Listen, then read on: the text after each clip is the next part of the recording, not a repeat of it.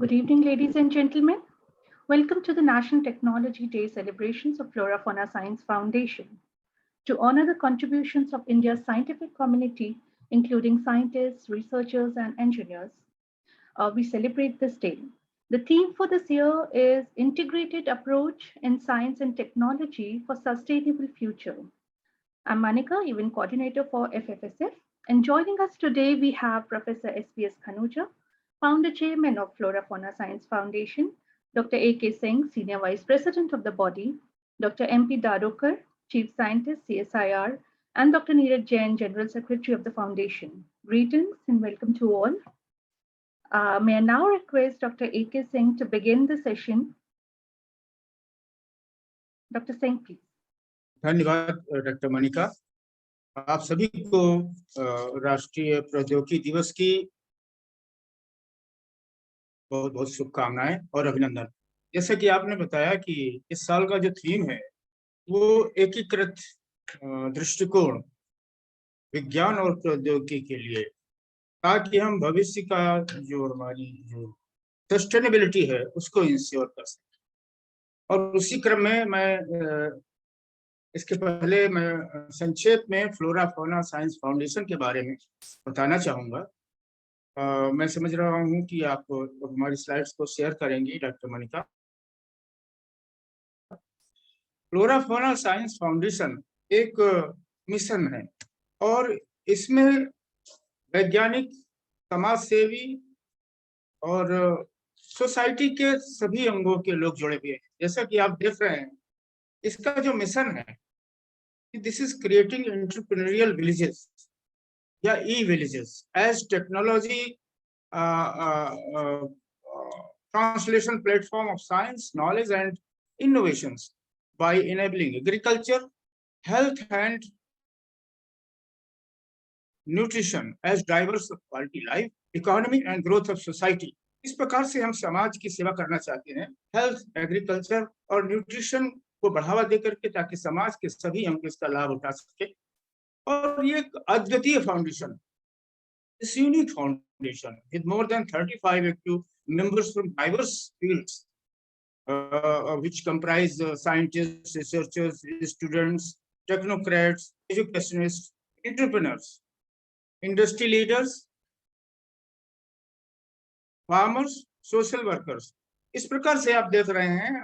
अगली स्लाइड्स में आप देखेंगे कि हमारे इसके अतिरिक्त बहुत से जो कोलैबोरेटर्स भी हैं। Doctor Manika, can you forward the slides? हमारे कई जो कोलैबोरेटर्स हैं, जिसमें IITR, SGGRU, Shri Guru Ramrai university Dehradun, Bharat Rohan, emerald 9 institute of science and technology और कैप देहरादून, इस प्रकार के जो नामी गिरामी इंस्टीट्यूट से हमसे। Manika, please go to next slide. Next slide Manika, इसको चेंज करते रहें। Are you able to do it? I was doing it. Just a moment. Okay, कोई बात नहीं, हम आगे इसको चल रहे हैं। इस प्रकार से हमारे फाउंडेशन से कई संस्थान जुड़े हैं, जिनके साथ हमारा MOU हो चुका है। ये आप देख रहे हैं स्लाइड्स में। Swaraj herbal plants private limited Barabanki, निशान अरोमास जो कि एक लीडिंग इंडस्ट्री है अरोमा की फील्ड में, और कैप के बारे में हम आपको बता चुके हैं, और आरफ्रेक, जिनके साथ अभी हाल में हमने फरवरी में जो 3rd flora fauna innovation summit organise की है। हमारी जो मुख्य गतिविधियां हैं, जैसा कि हम आपको बता चुके हैं, उनमें जो एंटरप्रेन्योरियल विलेजेस की स्थापना करना, और उस क्रम में हम कई गतिविधियां करते हैं, जैसे किसान गोष्ठी का आयोजन करना, ताकि हम किसानों को अद्यतन जो टेक्नोलॉजी है, इनोवेटिव टेक्नोलॉजीज, नई नई गतिविधियां जो रिसर्च इंस्टीट्यूट्स में डेवलप हुई हैं, उन्हें किसानों तक पहुंचा सके। Promoting flora fauna science foundation concept of nutri पाठशाला, एक विशेष प्रकार की पाठशाला जो कि नवांकुर है, जो हमारे यंग लीडर्स हैं, स्टूडेंट्स हैं, बेसिक क्लास लेवल से, वो न्यूट्रिशन के बारे में जाने, एक कक्षा में, और उसके बाद वो न्यूट्री थाली का कंसेप्ट समझे। न्यूट्री पाठशाला का ये एक इनोवेटिव कंसेप्ट है, जैसा आप देख रहे हैं, और एक अपनी तरह के एक अनोखा कार्यक्रम है, जिससे कि विद्यार्थियों को बहुत ही इम्पोर्टेंट जानकारी मिलती है। इसको फ्लोरा फौना साइंस फाउंडेशन ने 28 जुलाई को लॉन्च किया, और इसमें हमने दो जो विद्यालय हैं उनको लिया। सबसे पहले केंद्रीय विद्यालय अलीगढ़ लखनऊ का, जहां 28 जुलाई को इसका आयोजन हुआ ऑनलाइन, और बहुत से विद्यार्थी जुड़े, टीचर्स जुड़े, उन्होंने हमारे कंसेप्ट को समझा, सराहा, और आगे वो न्यूट्री वाटिका स्थापना की ओर कदम बढ़ा रहे हैं। दूसरा जो आयोजन हुआ वो संरचना स्कूल, यहाँ लखनऊ से करीब 50 किलोमीटर दूर सुदूर ग्रामीण क्षेत्र में, जहाँ पर रेजिडेंशियल स्कूल है, और वहाँ पर बच्चे और जो बच्चियां वहाँ पर रह करके शिक्षा प्राप्त करती हैं, गरीब किसानों की बेटियां, वहाँ पर करीब 300 बच्चों ने भाग लिया। वहां न केवल हमने न्यूट्री पाठशाला का आयोजन किया, बल्कि एक न्यूट्री वाटिका की भी स्थापना की, और जो सब्जियों के या जो न्यूट्रिटिव वैल्यू के प्लांट्स है वहां पर रोपित किए, और वो आज उस वाटिका की देखरेख कर रही हैं और आगे बढ़ रही हैं। Next slide. तो इस प्रकार से हमारा एक उद्देश्य है कि जब न्यूट्री वाटिका के आगे इन पौधों की खेती होगी और उससे न्यूट्री किसान डेवलप होंगे, ये फ्लोरा फौना का ये एक सोच है फ्लोरा फौना साइंस फाउंडेशन की। तो हम उन्हें न्यूट्री किसान बनाएंगे, न्यूट्री विलेज और न्यूट्री किसान की संज्ञा देंगे। और इसी क्रम में किसान गोष्ठी का आयोजन हुआ। Indian national institute of plant biotechnology, ICR का इंस्टीट्यूट है दिल्ली स्थित, IRI के कैंपस में, और उनके साथ मिलकर के किसान गोष्ठी का आयोजन किया 14 दिसंबर को 2021 पंचायत भवन में हरदौलपुर गांव में, जहां पर 150 से भी अधिक किसानों ने, जो स्थानीय गांव के थे, जो सब्जियों की खेती करते हैं, फलों की खेती करते हैं, उन्होंने भाग लिया। और NIPD के जो वैज्ञानिक थे वहां उपस्थित थे, उन लोगों ने वहां पर अपनी जानकारी साझा की। फ्लोरा फौना इनोवेशन समिट एक हमारा कार्य है जो हर वर्ष हम आयोजित करते हैं, और अब तक हम 3 फ्लोरा फौना इनोवेशन समिट आयोजित कर चुके हैं। सबसे पहले इमराल्ड इंस्टीट्यूट के साथ में, उसके बाद हमने SGRRU श्री गुरु राम राय यूनिवर्सिटी देहरादून के साथ में दूसरी इनोवेशन समिट, और तीसरी हमने अभी हाल में फरवरी में 2022 में किया है आरफ्रेक के साथ में, जिसका उद्घाटन पूर्व DGCSIR डॉक्टर मांडे ने किया, और नामी गिरामी वैज्ञानिक और इसमें रिसर्चर, साइंटिस्ट सभी ने भाग लिया, और बहुत ही सक्सेसफुल इनोवेशन समिट रही, जो पोषण से रोशन थीम पर आधारित थी। इसी प्रकार आगे हम अगर देखें तो इसी तरीके की एक चौथी इनोवेशन समिट हम 2023 में आयोजित करेंगे, और उसके बाद 14 दिसंबर 2021 में हमने प्रोफेसर सुशील कुमार, स्वर्गीय प्रोफेसर सुशील कुमार जी, उनकी मेमोरी में ओरेशन सीरीज का शुभारंभ किया, उसको लॉन्च किया। और प्रोफेसर मनोज प्रसाद, जो कि प्रोफेसर हैं और AC पोस्ट नेशनल फेलो हैं, national institute of plant genome research, जो DBT का इंस्टीट्यूट है नई दिल्ली में, उन्होंने लेक्चर दिया, feeding the 10 billions, A genomics perspective. तो ये ओरेशन सीरीज का लॉन्च हुआ। तो इस प्रकार से ये मुख्य गतिविधियां रही हमारी हाल के वर्षों में, और अब आने वाले समय में फ्लोरा फौना साइंस फाउंडेशन ने ये प्लान किया है कि एक किसान गोष्ठी का आयोजन हम जुलाई या अगस्त में करेंगे, और निकटवर्ती गांव में किसानों ने हमसे अप्रोच किया है कि इसका आयोजन किया जाए। उसके बाद न्यूट्री पाठशाला किसी एक स्कूल का चुनाव करके अक्टूबर या नवंबर में, चौथी फ्लोरा फौना इनोवेशन समिट, जैसा हमने बताया, फरवरी 2023 में FFDC कन्नौज के साथ मिल करके आयोजन किया जाएगा, और जिसका थीम है कृषि से खुशी। जैसा कि डॉक्टर मनिका ने शुरुआत में कहा कि इस बार का जो नेशनल टेक्नोलॉजी डे का थीम है, integrated approach in science and technology for a sustainable future. तो आइए हम फ्लोरा फौना साइंस फाउंडेशन का ये आह्वान है कि हम सब मिल करके इसे अचीव करने की दिशा में काम करें। इसी के साथ में आप सभी को पुनः बधाई देते हुए टेक्नोलॉजी डे के अवसर पर धन्यवाद देता हूँ। नमस्कार।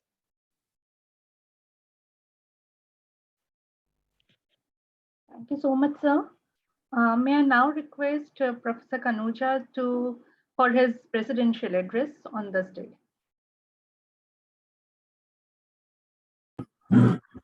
Thank you, Manika. Thank you, Dr. Singh, for giving such a wonderful expression of Flora Fauna Science Foundation to the world, that how we are moving on a technology mission. Today being the Technology Day, I cannot afford to forget one of the greatest technologies that India has produced. And fortunately, he has been for a long period my mentor too. It is Dr. APJ Abdul Kalam, whose name itself is a legend in itself, and therefore doesn't need any introduction. Dr. Kalam had visited CMAP when I was there as director. Let me also share with you that today's date is personally very important to me, because I had been given the responsibility of leading CSIR institute called Central Institute of Medicinal and Aromatic Plants on 11th May on Technology Day only in 2001. So it's 21 years when I took up that responsibility, and what a wonderful experience.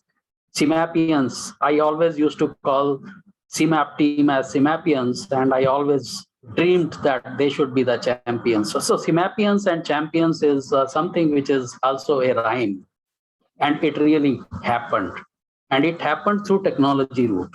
So therefore, today's day, where we are talking of integrated science and technology for sustainability, is actually a mandate that my organization CMAP had, and now my dream organization, or our dream organization, which we are seeing together, which Dr. Singh presented also, is a mission, the technology mission. What we feel is that there are so many institutes of center of excellence and extremely sophisticated facilities, wonderful pool of R&D researchers in our country.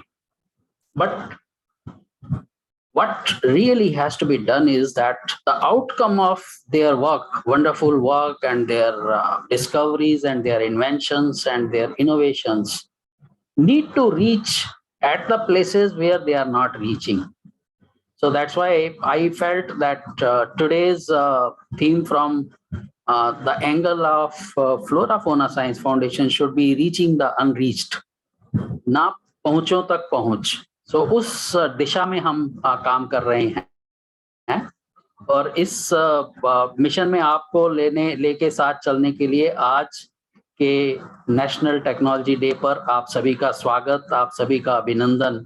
और flora fauna science foundation ये आशा करती है कि आपके लिए एक transformation era आगे दिखने को मिलेगा, जिसमें फ्लोरा फोना साइंस फाउंडेशन भी पूरे फोर्स के साथ आपके साथ जुड़ी रहेगी।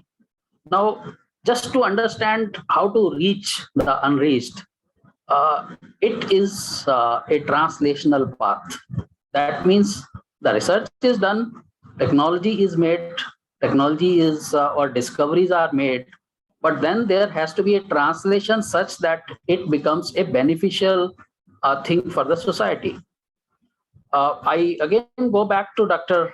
Kalam's interaction with me right at CMAP in 2003, when we had an event where name of CMAP had completed 25 years after being named as CMAP from SIMPO. And he had blessed us by his own visit. So he asked me one thing. He was a very different person, although president of India, but when it comes to science, he would be a very, very normal person interacting with scientists and talking informally. So he asked me, Kanuja, tell me, what's your dream? So it was a sudden question. So I felt, what do I say? And therefore it came out from my heart. I could not use, at that time my memory or anything. And I felt, sir, I want to reach the unreached. So that's what I thought when we are talking of today's event, we will keep this as the title. And also it is our mission as Flora Fauna. So he said, when do you see the dreams? At night or in the day?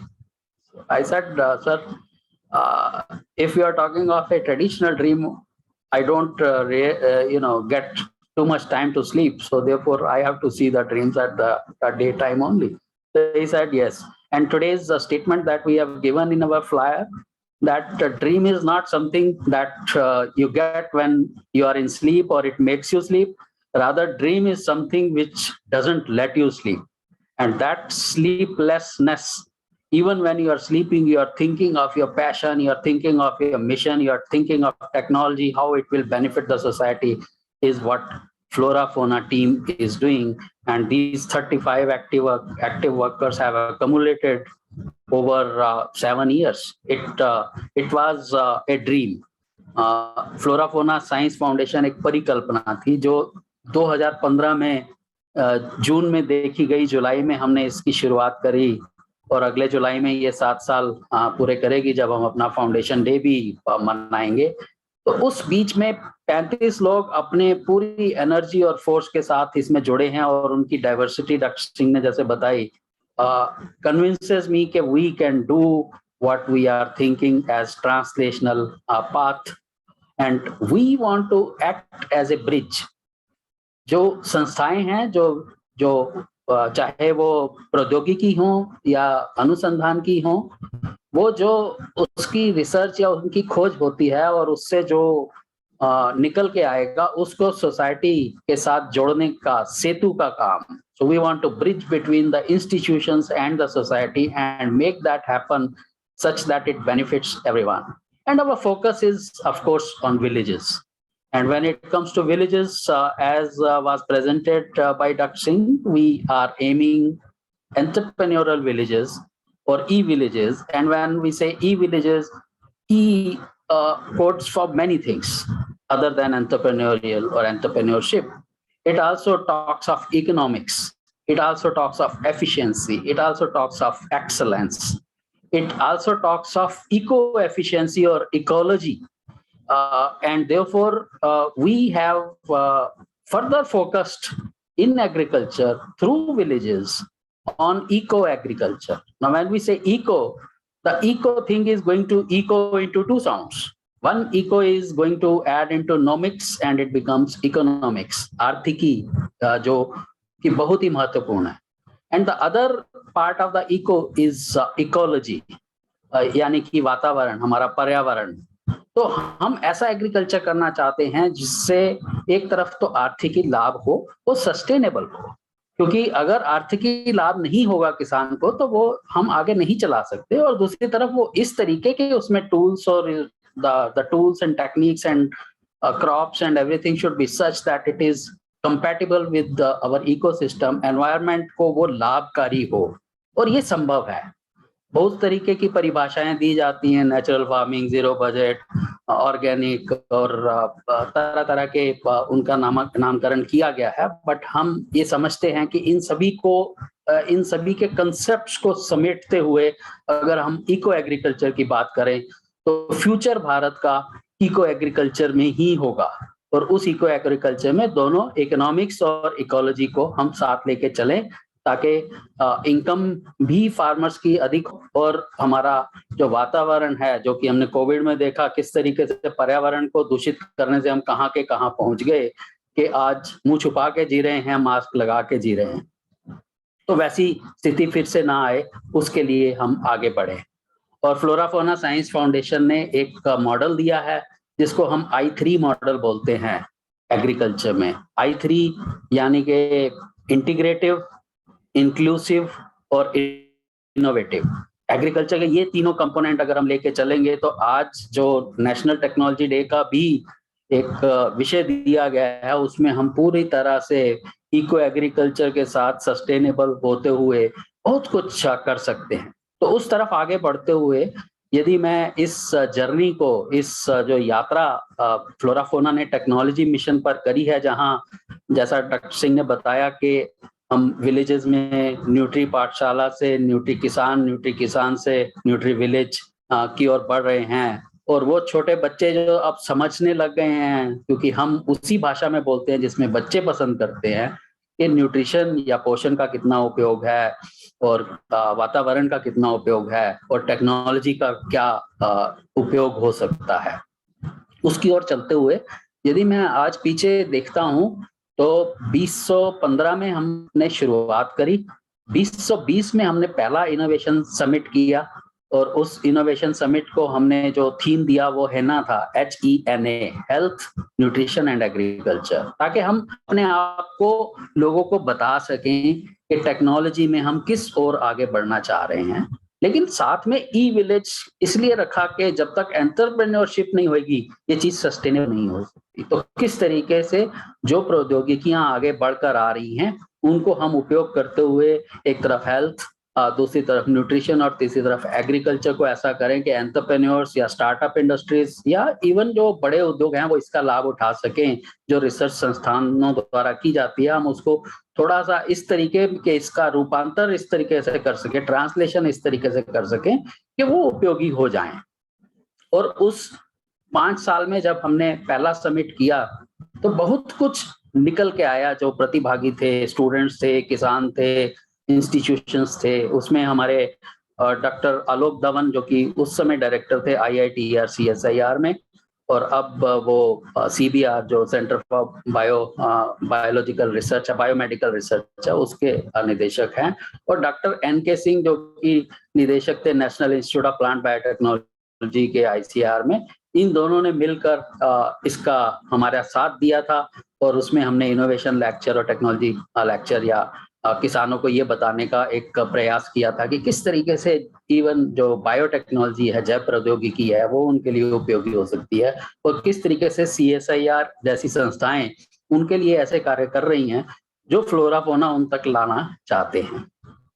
उसके बाद हमने जो उससे अगले वर्ष हमने किया, उसको हमने जो विषय दिया वो था खेत से सेहत।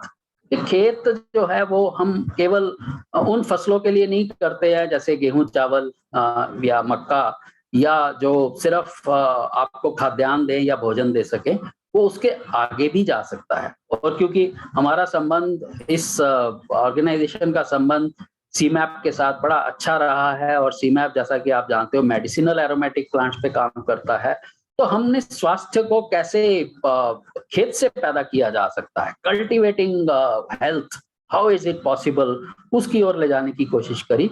तो उसमें खेत से सेहत कैसे आप पैदा करेंगे लाभ के साथ, और आल्सो वी लुक्ड एट कि खेत की अपनी सेहत भी अच्छी हो और खेतीहर की भी सेहत अच्छी हो, तो न्यूट्रिशन जो है वो गांव-गांव तक पहुंच सके, उसकी ओर भी हमने ध्यान दिया।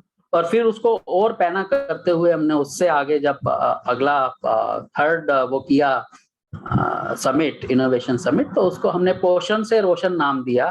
पोषण से रोशन इस तरीके से कि पोषण जो है, न्यूट्रिशन जो है, this in itself is a big industry, nutraceuticals, functional foods, और it's an interface between health and agriculture. तो इस इंटरफेस को उपयोग करते हुए किस तरीके से एक बहुत ही डाइवर्स स्पेक्ट्रम ऑफ इंडस्ट्री और startups can meet the farmers, और सभी को विन विन मोड पे लाया जा सके। तो उसमें हमने आगे बढ़ाया। और अगर मैं जिन लोगों ने इन दोनों समिट में हमारा साथ दिया उनकी बात करूं, तो doctor Trilochan Mahapatra, director general महानिदेशक ICR के हमारे साथ जुड़े खेत से सेहत में, और डायरेक्टर जनरल महानिदेशक CSIR के जुड़े हमारे साथ पोषण से रोशन में। तो कहने का तात्पर्य ये है कि सभी संस्थाएं जो जुड़ी हुई हैं काउंसिल्स के साथ, वो सभी हमारे साथ हाथ मिलाने के लिए उत्सुक हैं, उत्साहित हैं, और हम भी उतने ही उत्साहित हैं कि हम उनसे सीख कर किसानों तक इस सीख को ले जा सकें और उस सीख में कुछ पैनापन हम अपनी ओर से डाल सकें। इसलिए जो हमारे मेंबर्स हैं, सदस्य हैं, जो अपने आप में ही एक्सपर्ट्स और विशेषज्ञ हैं, वो इस कार्य को करते रहते हैं। तो हम एनेबलर का काम करते हैं, हम लोगों को सक्षम बनाना चाहते हैं, उस काम पे लगे पड़े हैं। तो इस तरीके से पाठशाला से लेकर गांव तक क्या क्या हो सकता है और किस तरीके से संस्थान जुड़ सकते हैं, यही reaching the unreached technology mission है, जिस पर फ्लोरा फोना साइंस फाउंडेशन पूरे जोर के साथ, पूरे उत्साह के साथ और एक इनोवेटिव माइंड के साथ हम नवाचार को एक जीवन का शैली बनाना चाहते हैं। और हमें ये दिख भी रहा है कि जब हम गांव में जाते हैं, जो हमारे ई विलेजेस बनते चले जा रहे हैं, वहाँ के जो नेक्स्ट जनरेशन है, जो किसानों के बच्चे हैं, वो भी इसमें सीख रखते हैं। और जैसा डॉक्टर सिंह ने बताया कि स्कूल स्तर तक हम उन बच्चों में वो उत्सुकता और उत्साह पैदा करना चाहते हैं कि वो विज्ञान में इस तरफ सोचकर आगे बढ़ें कि विज्ञान बहुत कुछ कर सकती है। विज्ञान जहाँ एक प्रश्न का उत्तर है, जिसको व्हाट एंड व्हाई कहते हैं, क्या और क्यों, टेक्नोलॉजी है कैसे, तो वो विज्ञान की जो डिस्कवरी है, जो खोज है, उसको कैसे उपयोग में लाएंगे, वो टेक्नोलॉजी है। और वही आज का नेशनल टेक्नोलॉजी डे का तात्पर्य भी है। मैंने बात शुरू करी थी एक बड़े ही महत्वपूर्ण व्यक्तित्व के नाम के साथ, जो जिनको मैं अपना मेंटोर भी मानता हूँ, क्योंकि मुझे उनसे बहुत सीखने को मिला, डॉक्टर एपीजे अब्दुल कलाम। अपनी बात खत्म करने से पहले मैं अपने बड़े लॉन्ग टर्म मेंटर, जिनसे मैंने पीएचडी जिनसे करी, जिनके साथ, और जिनसे बहुत कुछ सीखने को मिला मेरी जो फॉर्मल एजुकेशन में है, और वो मेरे बॉस भी रहे एज डायरेक्टर ऑफ सीमैप। मेरे डायरेक्टर बनने से पहले वही डायरेक्टर थे, और उन्होंने जितना मुझे सीखने को दिया, उन्होंने जो एक सीख दी कि किस तरीके से विज्ञान में प्रश्न पूछना बहुत आवश्यक होता है, उनका नाम लेना चाहूंगा। और वो मेरे गुरु, मेरे मेंटर हैं प्रोफेसर सुशील कुमार जी, जो कि जिनको कि हमने पिछले वर्ष कोविड के कारण खो दिया, लेकिन उनकी लिगेसी, उनकी दी हुई सोच, उनकी दी हुई समझ, उनका दिया हुआ सब ज्ञान हम आगे लेकर चलेंगे। और मुझे बड़ी खुशी मिलती है कि फ्लोरा फोना साइंस फाउंडेशन के जितने भी सदस्य हैं, वो उनसे सीखे हुए, बहुत सारे, अधिकांश लोग उनसे सीधे सीखे हुए हैं या उनके स्टूडेंट्स से सीखे हुए हैं। तो हमारे यहाँ एक लीनिएज चल रही है, स्टूडेंट्स के स्टूडेंट्स, उस लीनिएज को लेकर हम आगे बढ़ रहे हैं। और आज का ये दिन अभी आप देखेंगे कि हम किस तरीके से उनके नाम के लिए, उनको लीगेसी को आगे बढ़ाने के लिए, how are we going to take doctor Sushil Kumar's legacy ahead.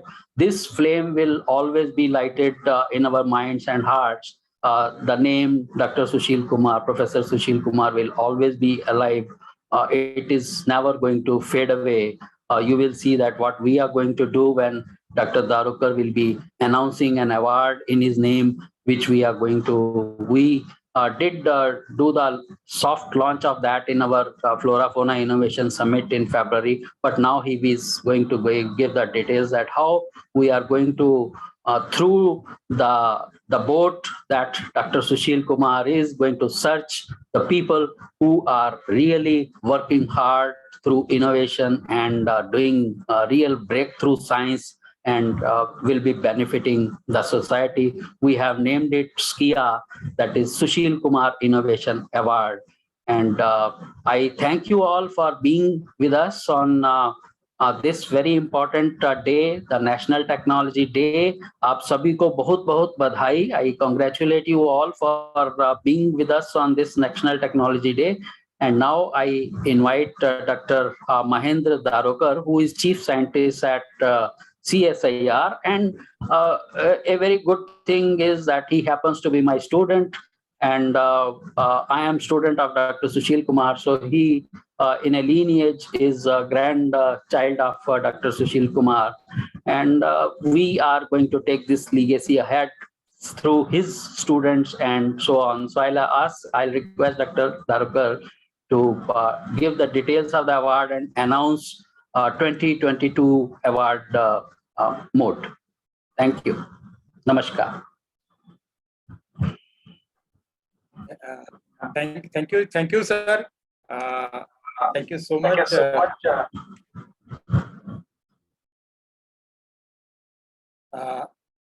सबसे पहले सभी को नेशनल टेक्नोलॉजी डेज की बहुत बहुत बधाइयाँ।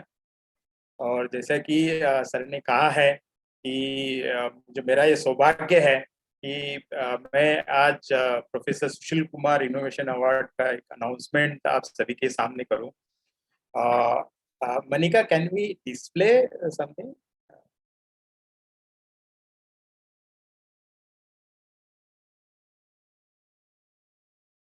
So do you want the PPT to be displayed or the flyer? Yeah.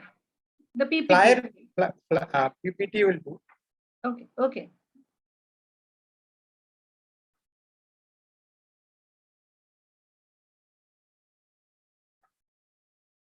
Yes.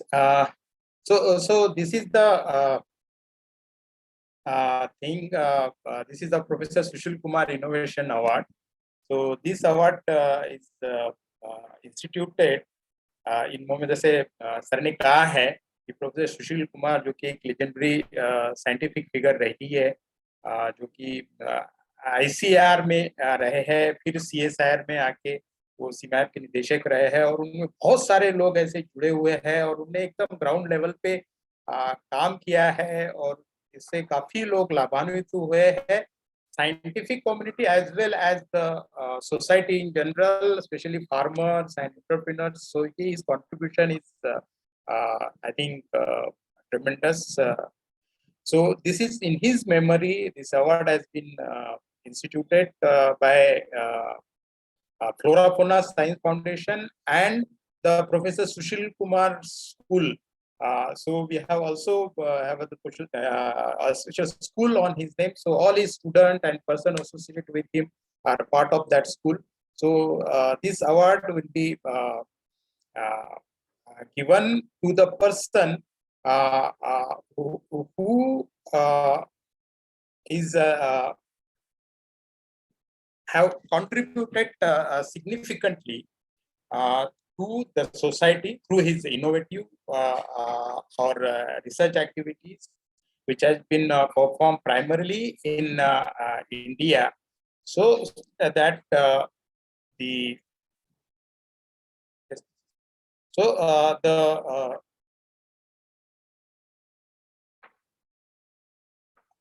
sorry for the interruption. So this award is conferred annually to an individual who leads the innovative research in India with the direct impact on societal empowerment, or it could be an high-end scientific breakthrough, which is a game changer and primarily benefiting the society in general and the scientific community.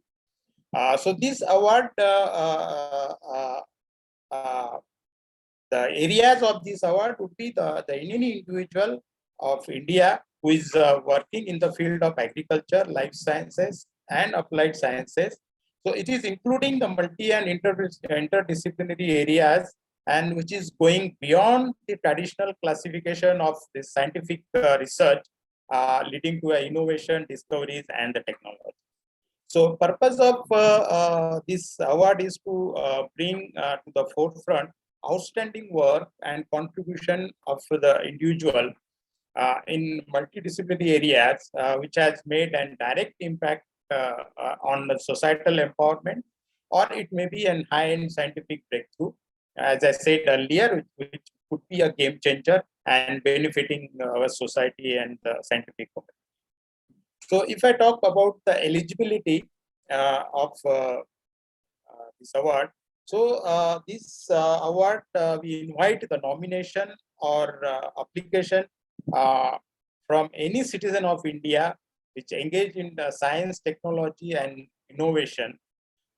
In this, even overseas citizen of India and any person of Indian origin who are primarily working in India are eligible. So there could be a collaboration abroad, but work should be done primarily in India. And the upper age limit for this award would be the 40 years. The maximum age limit would be 40 years. as on this 14 December of every year, and this 14 December happens to be a birth anniversary of Professor Sushil Kumar. So this award will be conferred on this date. This will be conferred on this date in a special ceremony. So this we are inviting the nominations. They are described format and their guideline, which will be shared soon with all of you on all the social media, the pages of the Flora Fauna and the Innovation Flora Fauna Science Foundation and other social media platforms. These are to be sent to this email before the 15th September 2022 for this year's nominations. And this award carries citation, certificate, and a token amount of 11,000, which will be conferred on the 14 December of each year. And this year, we request all of you to circulate. We will be sharing a flyer soon on all the media, all the social media, and all the members of Flora Fauna Science Foundation. So I request you all to share it with give a maximum popularity to this award, so that we can choose a right person, right individual, which deserves this award, and this would be very critically evaluated, and only the significant contribution, as said, in the fields would be considered. So thank you so much giving me this opportunity. Thank you, sir. Thank you everyone. Darukar, there is a small correction. As you will see in flyer also, the last date is 15th September and not 31st October. Yes, this is 15th September. Yeah. So Yeah, our slide had shown 31st October, but flyer says 15th September. Yes, so yes. for clarity of everyone, the last date, as in this flyer, which will be going to institutions and organizations, is mentioned very clearly on or before 15th September 2020. So please contribute towards this. All those who are representing organizations and institutions or societies and academies, and let us create future leaders through this award. Thank you so much, sir. May I now request Dr. Neeraj Jain to preside over for the vote of thanks?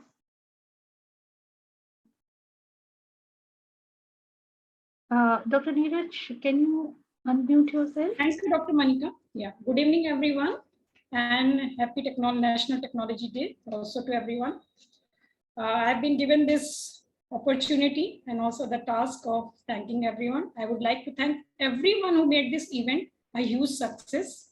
And I would start with our mentor, our guru, and the guiding force, founder, president of Flora Fauna Science Foundation, Professor SPS Khanuja, sir. Thank you, sir, for sharing your experience with our revered Dr. APJ Abdul Kalam, and also your views on sustainable agriculture, which is also the need of the day. I would like to thank Dr. A.K. Singh, ex-chief scientist, CMAP, and vice president, Flora Fauna Science Foundation, for projecting the mission and the vision and also the activities of Flora Fauna Science Foundation for the benefit of all our viewers. I thank Dr. M.P. Darukar, sir, for formally announcing the Professor Sushil Kumar Innovation Awards for 2022, and also the giving the salient details that are necessary for nomination. And we look forward to an enthusiastic participation for nomination for this award from all the eligible participants. Also, I would like to thank all the members of Professor Sushil Kumar's school and those of Flora Fauna Science Foundation for their support and contribution in their capacity in different ways for all our activities.